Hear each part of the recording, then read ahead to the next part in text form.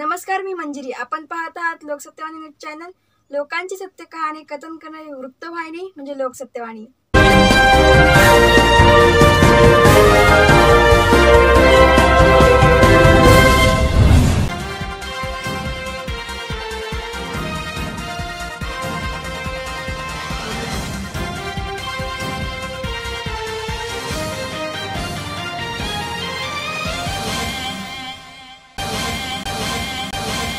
लोकांची सत्य कहाणी कथन करणारी वृत्तवाहिनी म्हणजेच लोकसत्यवाणी न्यूज चॅनल. आज या लोकसत्यवाणी न्यूजच्या वतीने थेट भेट ग्रेट भेट या सदरात मी एक नामांकित आणि ज्येष्ठ साहित्यिक यांची ओळख आपणास करून देणार आहे. ते आहेत राष्ट्रीय पुरस्कार प्राप्त असे नाट्यलेखक, कवी, मुक्त पत्रकार आणि समाजसेवक श्री श्रीकांत राजाराम करंगुटकर. आता मी प्रत्यक्ष त्यांच्याशी बातचीत करणार आहे. त्यांच्या लिखाणाबद्दल आणि आतापर्यंत त्यांनी साहित्य क्षेत्रात काय काय कामगिरी केली आणि किती नाटकं, किती एकांकिका, काव्यसंग्रह आणि त्यांचा एकंदरीत जीवन प्रवास कसा झाला या संदर्भात मी त्यांच्याचकडून जाणून घेणार आहे. नमस्कार सर. आमच्या प्रेक्षकांसाठी आपला परिचय, आपलं संपूर्ण नाव सांगा आणि आपलं मूळ गाव सांगा सर्वप्रथम. माझं नाव श्रीकांत राजाराम करंगुटकर. अच्छा. देवगड तालुक्यातील पडवणे गावात राहतो, कट्टे गावात जन्मलो. जामसंडे खट्टा गाव जन्मलो. आणि 2-3 वर्षानंतर पडवणे गावात आलो इकडे आईच्या माहेरी. तिथे राहायचो, तिथे शिकलो. शिक्षण किती झालं आपलं? माझं मॅट्रिक झाली त्यावेळी 60 साली मॅट्रिक. मग त्यानंतर गावावरून येऊन इथे मुंबईत कधी आपण साधारण 60 साली 1960 साली. आणि एक व्यवसाय की नोकरी केली आपण? नोकरी. अच्छा अच्छा. म्हणजे हे नोकरी करत असताना साहित्य क्षेत्राची ओढ कशी काय लागली आपल्याला? माझे आजोबा नाटक लिहिणार होते. काय होतं आजोबा? काय ना? आत्माराम बापूजी करंगुटकर. आत्माराम बापूजी करंगुटकर. एकंदरीत प्रेक्षक यांचे आजोबा हे साहित्यिक क्षेत्रात होते आणि त्यांनी नाटकं लिहिली.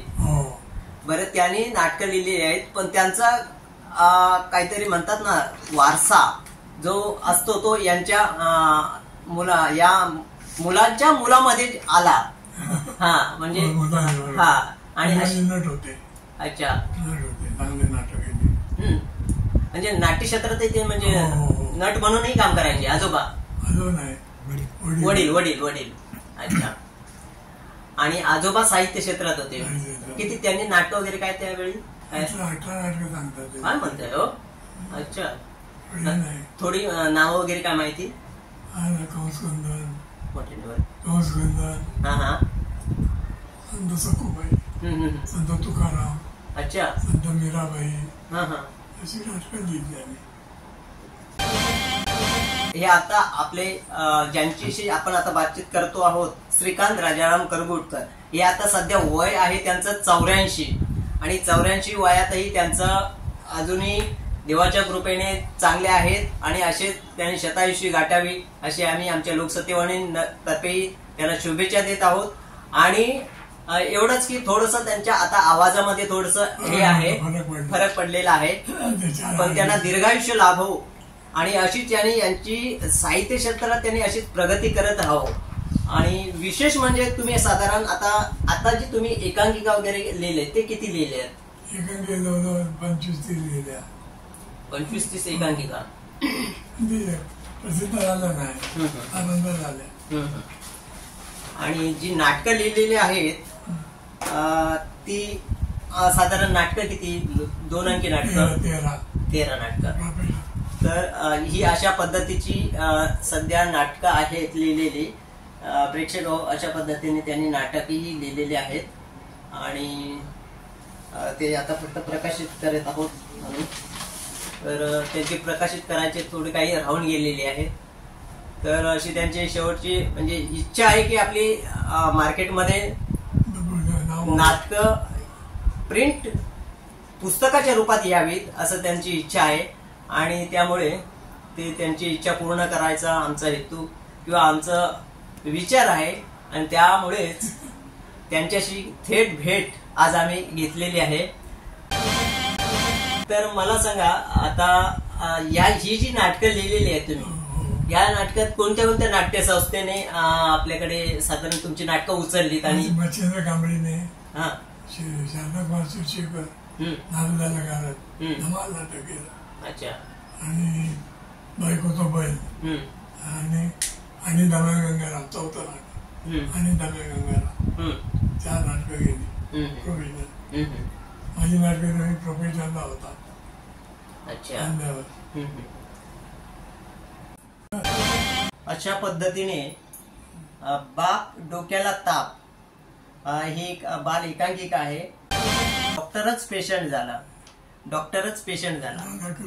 अशा पद्धतीने अजून बरीचशी काही नाटकं आहेत, त्यांनी एकांकिका लिहिलेल्या आहेत. अशा पद्धतीची ही नाटकाची पुस्तकं त्यांच्याकडे आता 2 मिळालेली आहेत आम्हाला.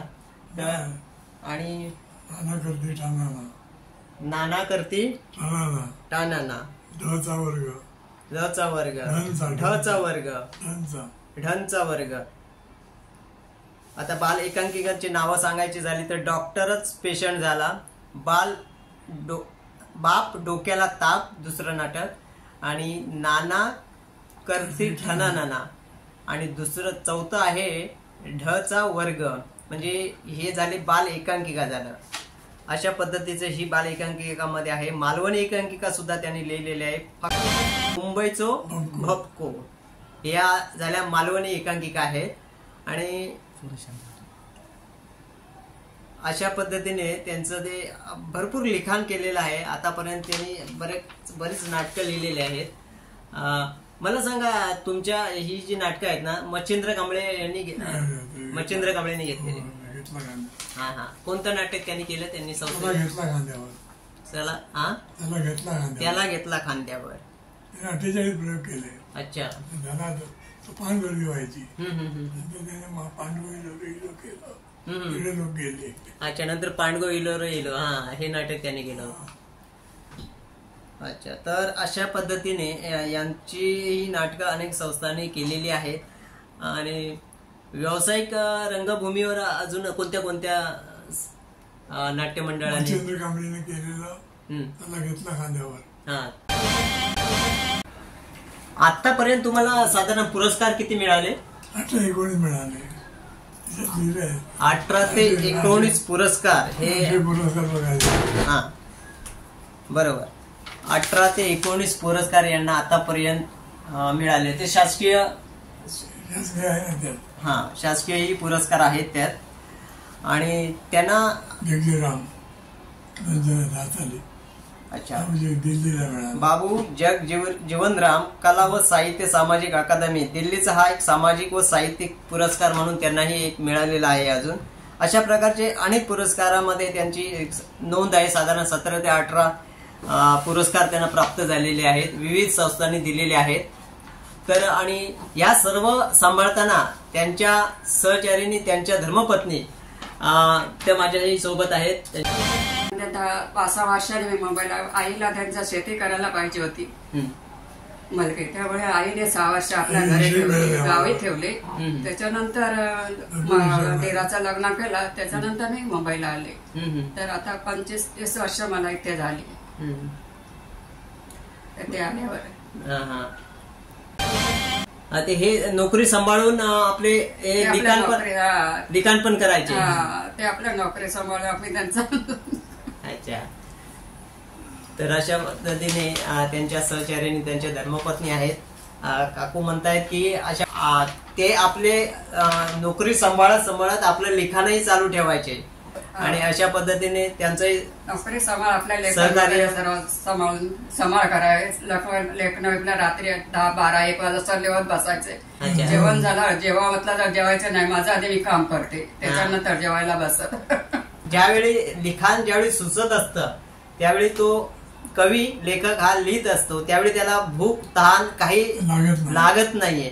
विशेषतः हे एक कौतुकाची एक गोष्ट सांगायची झालं तर कवी किंवा लेखकाच्या बाबतीत, कुठच्याही कलाकारांच्या बाबतीत सांगायचं झालं तर तो कलेत वाहून घेतलेला असतो तो कलाकार. त्यावेळी त्याला भूक किंवा ताण ही तो विसरलेला असतो. हे त्याबद्दल या बाबतीत त्यांचंही असंच झालेलं आहे. करंगुटकर सरांच्या बाबतीतही असंच झालेलं आहे.